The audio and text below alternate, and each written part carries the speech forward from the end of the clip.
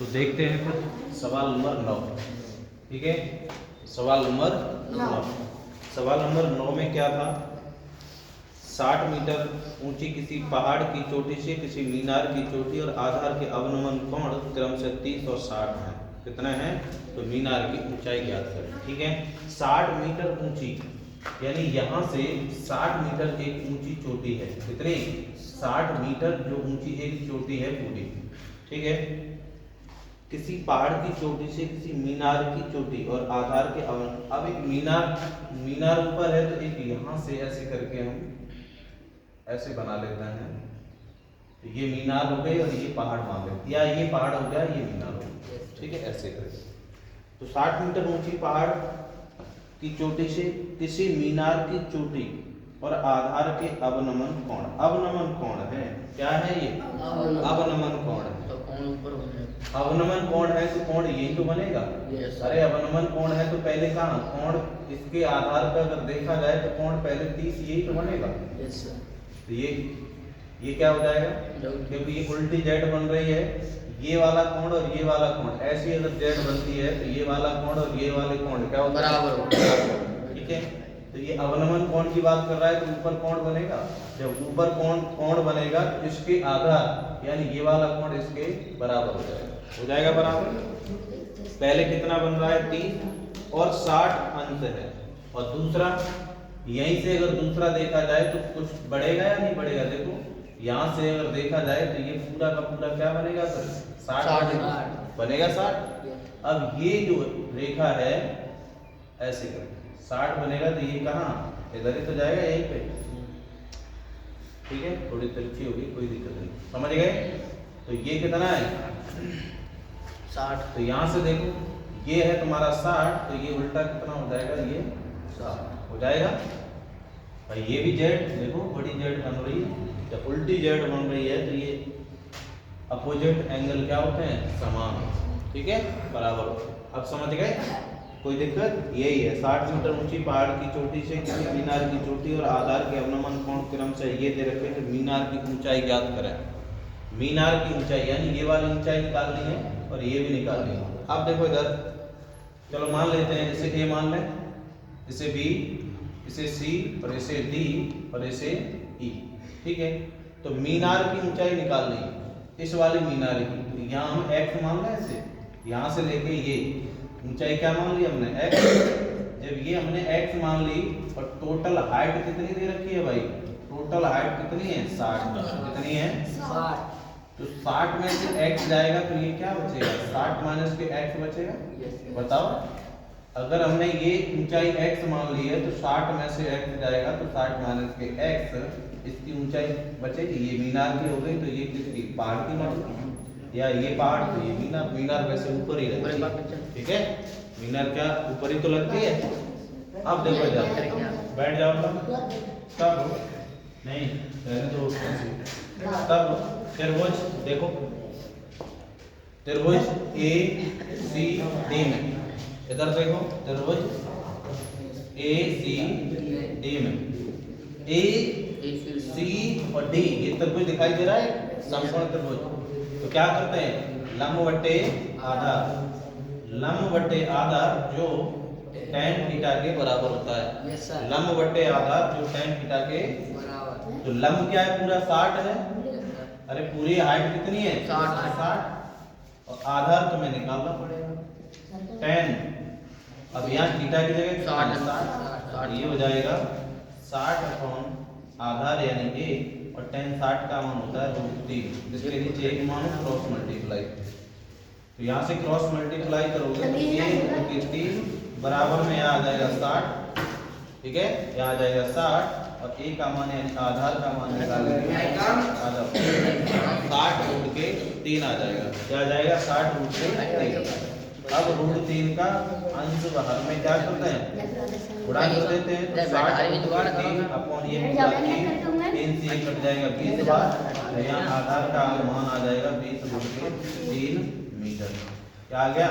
20√3। जुगाड़ करो सर। समझ गए? जुगाड़ का करूंगा बढ़ जाता है। 20√3। बैठ जाओ, बैठो। मैं ये चोवा लेके दम नहीं है सर। चलो बड़ा उदम क्यों मचा रहे हो? उदम बहुत मचा रहा है। अब लिखने में दिक्कत हुई। ना भाई जो बैग वाला होते ही रख देते। हाँ, रख कोई देते। मजा दो ना तो ही मजा दो है। बस बैठ जाओ। मजा ही तो। ठीक है, अब देखो इधर ये आधार निकल के आ गया, ये आधार और ये आधार दोनों बराबर होंगे। उसके बाद त्रिभुज ए बी ई में, तब त्रिभुज ए बी ई में, ए बी ई में क्या करोगे, लंब बटे आधार बराबर tan, ठीक है।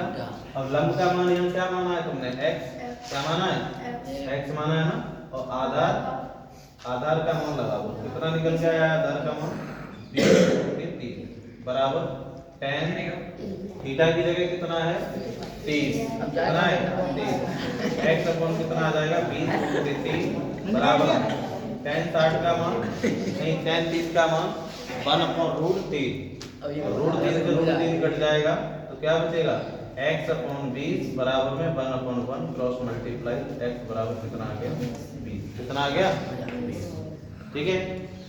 x बराबर आ गया 20, x क्या है, ये मीनार है, क्या है ये मीनार ही तो है, तो यहां से निकाल सकते हैं, यहां लिखो तब या तो मीनार की ऊंचाई x बराबर कितनी निकल के आई है 20 मीटर, कितनी 20 मीटर। उसके बाद में इसने क्या बोला था 20 मीटर निकल के आई है, ठीक है। मस्त बनाई। 20 मीटर निकल के आई है, तो मीनार की ऊंचाई 20 मीटर निकल के आ गई। उसके बाद ये वाली और निकाल लेते हैं, तो ये क्या है, मीनार की ऊंचाई ज्ञात करनी है। देखो मीनार की तो ऊंचाई ज्ञात करनी थी, या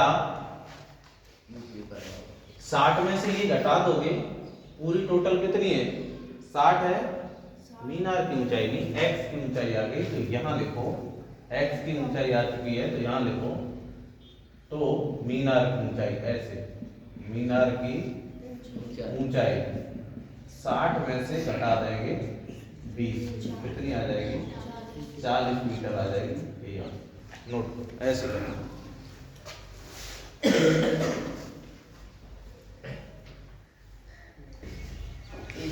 सवाल नंबर 10,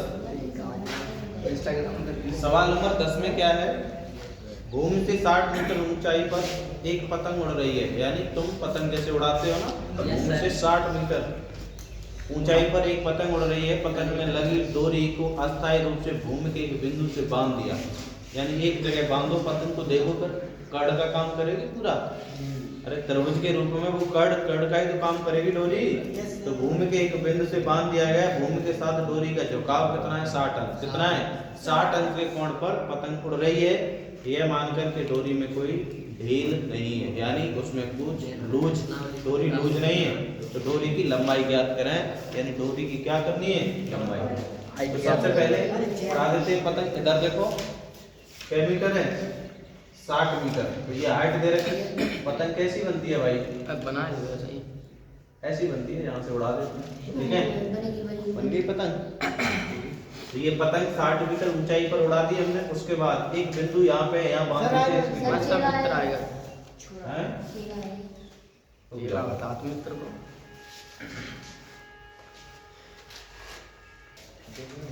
ठीक है ला, तो 60 मीटर क्या है, 60 मीटर पे यानी पतंग उड़ रही है, उसके बाद एक पॉइंट हमने एक रस्सी से यहाँ उसने बोला है ना खूंटी गाड़ दी गई, तो यहाँ पे डोरी को क्या इसको बांध दिया गया, ठीक है, डोरी से बांध दिया गया, इसका झुकाव कितना है भाई 60 अंश, कितना है 60 अंश है, ठीक है।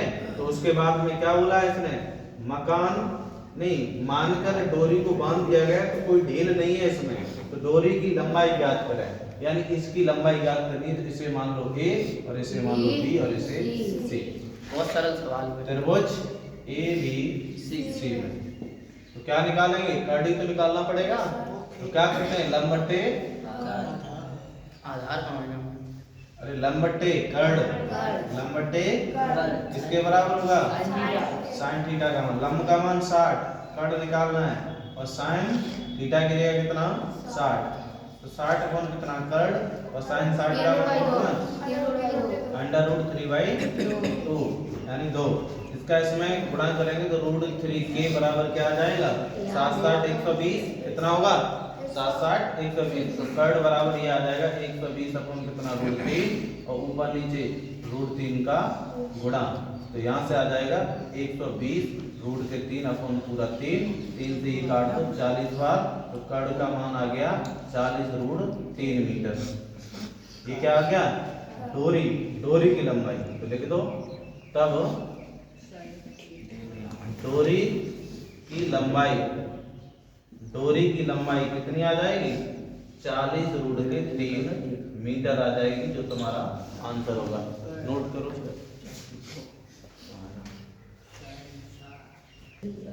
हवाई जहाज उड़ाएगा। सवाल नंबर 11 ऐसे स्टार बनाए तो एक हवाई जहाज से किसी सड़क पर एक ही ओर स्थित 2 गांव हैं। कितने गांव हैं 2 गांव।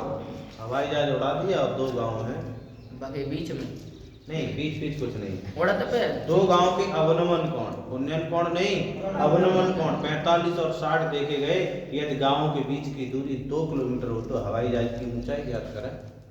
तो देखो हवाई जहाज उड़ा दिया भाई अपने एक तरफ 2 गांव हैं। कितने गांव हैं 2 फिर 2 गांव बना दे भगवंतपुर और मदन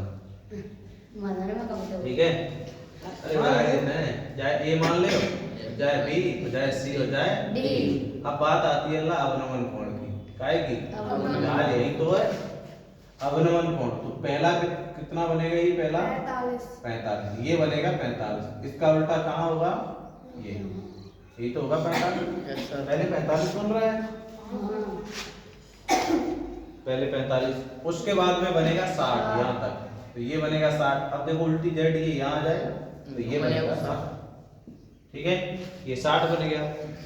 एक ही और 2 गांव हैं 2 गांव सी और डी हैं। कितने गांव हैं सी और डी 2 गांव हैं इनके बीच की दूरी कितनी है 2 सेंटीमीटर या मीटर किलोमीटर केजी मीटर या सेंटीमीटर में हवाई जहाज उड़ेगा हैं किलोग्राम होता है अंदरों तो हवाई जहाज की ऊंचाई ज्ञात करें यानी ये हवाई जहाज उड़ रहा है तो ये ऊंचाई निकालनी है बस। इस ऊंचाई से पहले ये भी तो निकालना पड़ेगा इसे x मान लो। अरे इस ऊंचाई से पहले ये x का मान यानी इस बिंदु से इस बिंदु के बीच तक दूरी तो निकालनी पड़ेगी। आधार पूरा निकाल पाओगे तभी तो तुम ये ऊंचाई निकालोगे ठीक है। देखो तब क्या करते हैं ए बी डी त्रिभुज ए बी डी ठीक है। ए बी डी में क्या करेंगे लंब बटे आधार किसके बराबर tan थीटा का मान 45 बाद में लगाएंगे। लंब कितना h ये तो मान निकालना है। आधार इन दोनों को जोड़ देंगे यानी x प्लस के 2 बराबर tan कितना आ जाएगा 45 तो यहाँ से h upon height upon x plus के 2 45 का मान होता है 1 कितना होता है क्रॉस मल्टीप्लाई करोगे तो हाइट आ जाएगी x प्लस के 2 हाइट पहले तो की निकाल ली। उसके बाद में त्रिभुज ए बी सी में वही लंब बट्टे आधार tan थीटा के बराबर हो जाएगा। लंब का मान हो h हाइट आधार कितना x बराबर tan थीटा यानी कितना दे रखा है 60 कितना 60 तो हाइट अपॉन x बराबर और tan 60 का मान √3 एक मान लो क्रॉस मल्टीप्लाई। उसके बाद में क्या करते हैं यहाँ से हाइट का मान निकाल लेते हैं तो यहाँ आ जाएगा इसका इसमें गुणा करेंगे तो यहाँ आ जाएगा √3x ठीक है। अब दोनों के लिए हाइट सेम ही तो होगी बताओ दोनों के लिए हाइट सेम होगी। अरे इसके एक त्रिभुज बड़े वाले के लिए छोटे वाले के लिए दोनों के लिए हाइट क्या है बराबर तो हाइट और हाइट क्या करते हैं बराबर कर देते हैं। तो हाइट का मान यही तो है इस वाले हाइट का मान ये और ये दोनों मान क्या करते हैं बराबर कर देते हैं। जैसे ही हम बराबर करेंगे तो यहाँ x प्लस 2 बराबर क्या आ जाएगा √3x आ जाएगा क्या आ जाएगा √के। उसके बाद x माइनस इसे इधर ले आओ या इसे उधर भेज दो बात एक ही है ठीक है। तो यहाँ से ऐसे करो, 2 बराबर यहाँ आ जाएगा रूट के 3x माइनस के x इधर भेज दिया तो 2 बराबर यहाँ से x आ रहा है कॉमन, तो रूट 3 माइनस के 1 आ जाएगा और x का मान निकालोगे। x का मान निकलवाया है कि हाइट का? हाइट का कोई बात नहीं, तो यहाँ 2 अपॉन इसे इधर ले आओ तो रूट 3 माइनस के 1 आ जाएगा और ये आ गया x का मान। ठीक है, x का मान किसी भी मान में रख दो, चाहे इसमें रख दो चाहे इसमें रख दो। इसे मान लेते हैं समीकरण 3। ठीक है, तो यहाँ देखो x का मान समीकरण 1 में रख दो। ठीक है, समीकरण 1 में रखने पर क्या दिया है, हाइट बराबर x प्लस के 2, तो यहाँ से आ जाएगा हाइट बराबर x का मान कितना निकला है 2 अपॉन रूट 3 माइनस के 1 और ये यहाँ आ जाएगा क्या प्लस का 2, इसके नीचे 1 मानो तो हाइट निकल के आ जाएगी एलसीएम कितना आ जाएगा रूट 3 माइनस 1, इससे ये कटेगा तो 2 प्लस और यहाँ से कितना 2 और ये आ जाएगा रूट के 3 माइनस के 1। ठीक है, उसके बाद यहाँ 2 कॉमन आ रहा है, 2 कॉमन आ रहा है, 2 कॉमन लेंगे तो 1 प्लस यहाँ क्या बचेगा रूट के 3 माइनस के 1 बचेगा और अपॉन में कितना है रूट 3 माइनस के 1। ठीक है, इसे जब सॉल्व करोगे तो 2, इससे तो ये कट जाएगा तो क्या बचेगा रूट 3 अपॉन रूट 3 माइनस के 1। चाहो तो हर का परमीकरण कर दो,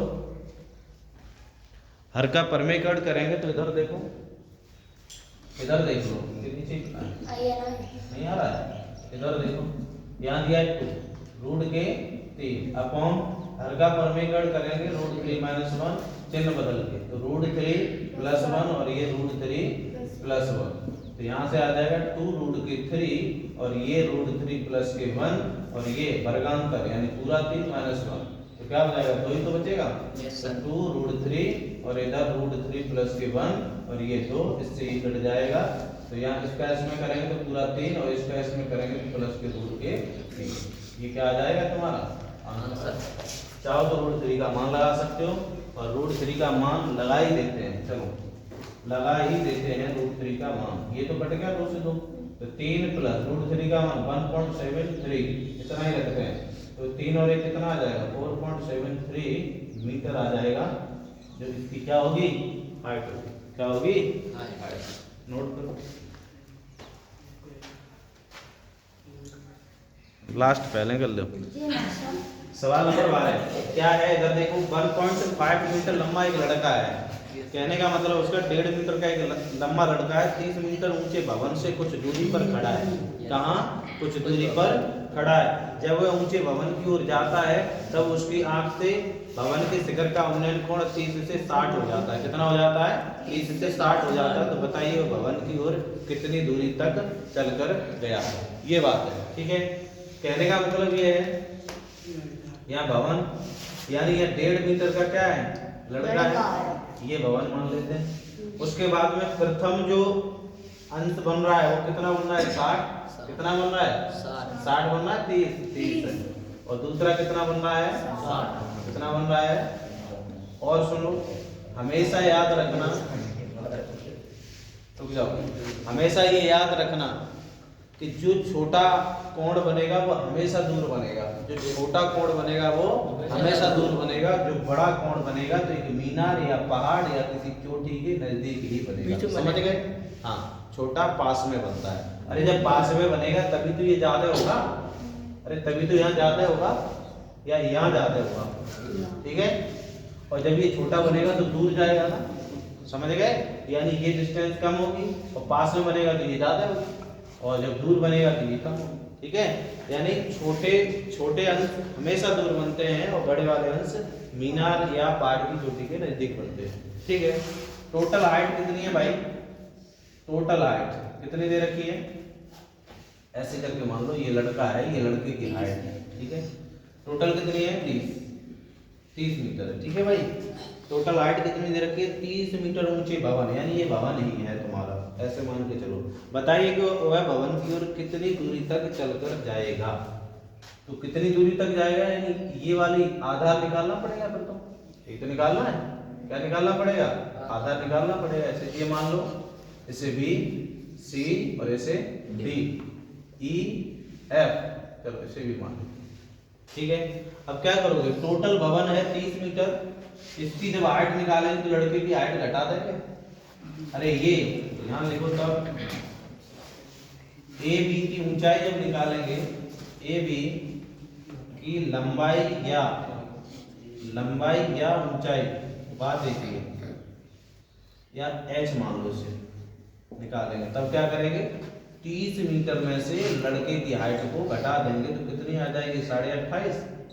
कितनी आ जाएगी 28.5 मीटर आ जाएगी। कितनी आ जाएगी देखो, 1.5 जाएगा तो कितना बचेगा 28.5 ही बचेगा। 28.5 मीटर ये आ गई ऊंचाई, 28.5 मीटर। ठीक है, ये इसकी ऊंचाई आ गई ए बी की ऊंचाई। अब निकाल लेते हैं कितनी दूरी तक चलकर जाएगा। तो सबसे पहले तब यहाँ लिख लो त्रिभुज ए बी डी में, त्रिभुज ए बी डी में, त्रिभुज ए बी डी में लंब बटे आधार, लंब बटे आधार किसके बराबर, tan थीटा के बराबर। लंब का मान कितना 28.5, आधार टोटल बी और डी की दूरी, यही तो हो जाएगी टोटल बी और डी के बीच की दूरी, बी और डी तक की दूरी बराबर tan, यहाँ क्या आ जाएगा 30, कितना आ जाएगा tan 30, तो यहाँ 28.5 अपॉन कितना आ जाएगा बी और डी, और यहाँ tan 30 का मान 1/√3 क्रॉस मल्टीप्लाई, तो यहाँ से निकल के आ जाएगा बी डी बराबर 28.5 इंटू √3 मीटर। ठीक है, ये निकल के आ गया आधार, निकल के आ गया।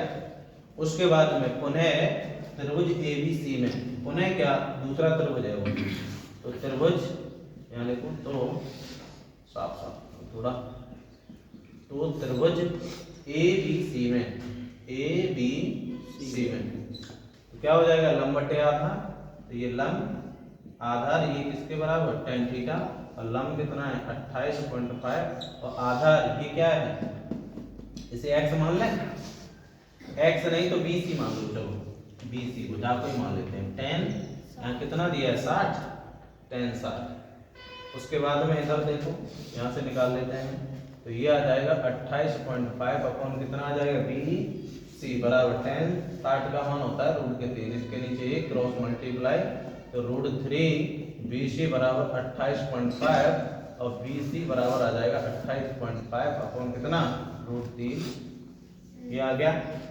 ठीक है, यानी ये वाली हाइट निकल के आ गई BC। अब ये निकालनी है तो क्या करोगे तब CD बराबर, यानी ये वाली हाइट निकालेंगे, पूरी हाइट में से ये वाली हाइट घटा दो, तो क्या करोगे BD में से BC घटा दो, क्या घटा दें BC, तभी तो ये हिस्सा बचेगा, यानी पूरी हाइट में से ये अलग निकाल दिया तो ये तो बचेगा, अलग निकालने का मतलब इसमें से घटा दो, तो CD बराबर कितना, BD का मान कितना आया था, BD 28.5 √3, यही आया BD। उसके बाद BC कितना आया है तुम्हारा, हाँ ये -28.5 और ये √3। सबसे अच्छा तरीका ये है कि ऊपर से पूरा कॉमन लेते हैं, 28.5 कॉमन ले लें, तो यहाँ बचेगा √3 -1 बचेगा और यहाँ √3 बचेगा, तो यहाँ से आ जाएगा 28.5 और यहाँ क्या करोगे एक मानोगे और √3 आ जाएगा, एलसीएम आ जाएगा। तो इसका इसमें भाग इतने बार गुणा करेंगे तो √3 यानी पूरा 3, इससे ये कट जाएगा तो 1 आ जाएगा। ठीक है, इसके बाद में आ जाएगा 28.5 गुणा 3 में से जाएगा 2/√3। ठीक है, 2/√3। चाहो तो अंश बाहर में √3 का गुणा कर दो, 28.5 और ये हो जाएगा ऊपर 2√3 और ये पूरा 3 से ये कट जाएगा 3 में 27 पॉइंट और ये कितना 1 बचेगा ना, 15 हो जाएंगे, 3 बजे 15 कट गया, एक अंक बाद पॉइंट ये लगा दिया, तो यहाँ से आ जाएगा 9.5 को गुणा 2 और √3। उसके बाद इसका इसमें गुणा करो, 5 दूनी 10, 9 दूनी 18 और 1 19, एक अंक बाद पॉइंट 0 क्या होगा, ये हटा देंगे, ऐसे करके कर सकते हैं गुणा, तो यहाँ आ जाएगा 19√3, तो ये क्या आ गया CD, क्या निकल गया ये CD, और CD जो है C से लेके D पूछा क्या था, ये पूछा था, यही आंसर है। ठीक है, ठीक है, भवन की ओर कितनी दूरी तक चलकर जाएगा, नोट करिए फटाफट जल्दी।